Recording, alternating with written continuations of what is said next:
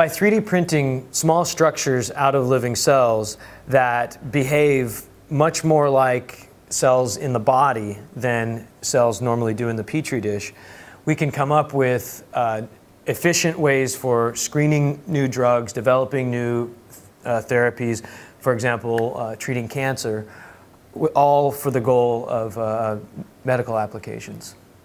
Our 3D printers are really not very different from many other 3D printers. A 3D printer really is nothing more than 3 stages that can move in X, Y, and Z and move around some nozzle that deposits material. That's it. And so we've built our own that do this, and we control our own, we write our own software that does this.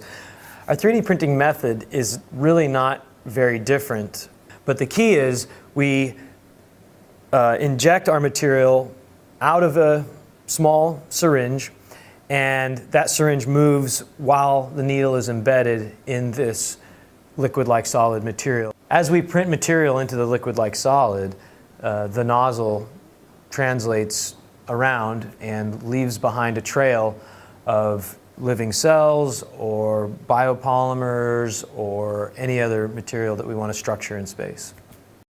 The jellyfish we just use as a demonstration. It really illustrates to people what our capabilities are and how the method works. Each little leg is about the width of a human hair, and the cap is a hollow shell, and the shell thickness is also as thin as about a human hair. Now, this jellyfish will sit here forever and not move, but what's important to realize is that this jellyfish is not a solid.